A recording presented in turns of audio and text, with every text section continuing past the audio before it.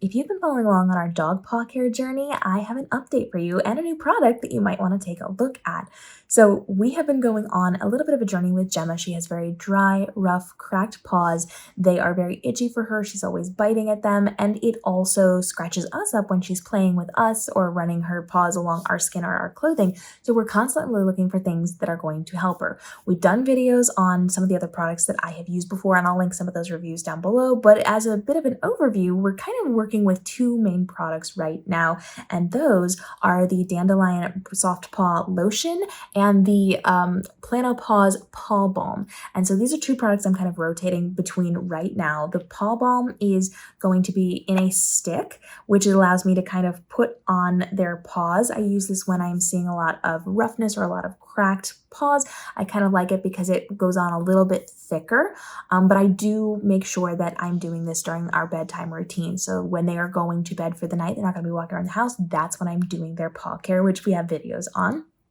And this allows me to kind of just put a lot of that on there. It is lick safe, which is really good because Gemma likes to go after her paws after I put these things on her. It's made from coconut oil and candela wax and shea butter and organic almond oil and vitamin E. So it's very, very easy to understand what ingredients are in here. It is safe for those dogs to be using and to be licking.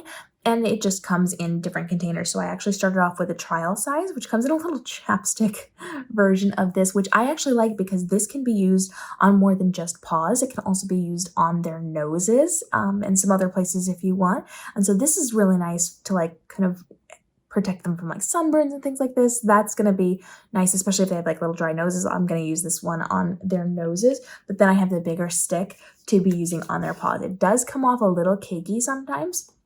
So you might get like chunks of it on their paws. So you might have to blend it in a little bit with it. You might even need to use your fingers to make sure that that is not going to have just like a big chunk that they can then eat. But this has been really nice because it does help to kind of heal and soothe those paws. I also really like the Dandelion lotion. So this is their soft paw version, and it is made by a vet dermatologist, or created and assessed by a vet dermatologist. And this is also lick safe. It is a brush format. So you actually have a little makeup brush on it. It's the first of its kind. And you just hit the button at the bottom and it's going to dispense 4 little dots of that lotion. I use 1 pump per paw on Gemma, and you can just kind of brush it there. It's very much like adding just like sunscreen to them, but it's lotion. And so it's very soft, very gentle. It feels soothing on their paws, and it is also lick safe. And it's really, really very nice. And so they actually now make refills for this, so you can just take the tube out, you can put the tube back in. It's a little bit cheaper than buying the entire brush as part of it, so if you have one, it's going to last. And this is non-greasy, so you can use this and not have anything that's greasy coming off on your couch or on your blankets or on your carpet or on your hardwood floors. This is really good because it's just very easy and simple to use, but the button does sometimes get pressed if you're not paying attention and you have a little lotion come out. So if you're traveling or if you've got this packed somewhere, just make sure that that is not going to get bumped as you go. And then it just stays inside of the tube unless you are pushing it out through that brush. It works very quickly. You're not like waiting for lotion to eventually show up at the end of the brush. 1 pump and it's out. Very clean, very easy to use, and you just brush that right on. And again, it's lick safe. So these are the 2 things that I am bouncing between right now to make it easier for Gemma. I'm also using this on Lucy, but her feet are not anywhere near as bad as Gemma's. And so this is a really nice little combination that I am doing for my girls just to make sure our foot health is as good as it can be. We do this kind of as maintenance for Lucy, but definitely to take care of and to fix poor Gemma's feet after we go on our walks or we're going to the beach or we're traveling and doing things, even everyday life, because Gemma's allergies are so incredibly severe. She just is so itchy all the time. So she's tearing herself to pieces. These things really help. And both of these are scent free. So they don't have fragrance added to them. They have a little bit of a scent to them just from the things that are naturally put into it.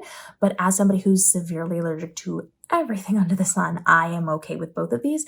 Gemma's also very allergic to things, and she's okay with both of these. So these are definitely things I recommend if you have allergies, but also just because they're overall really good, well-made products.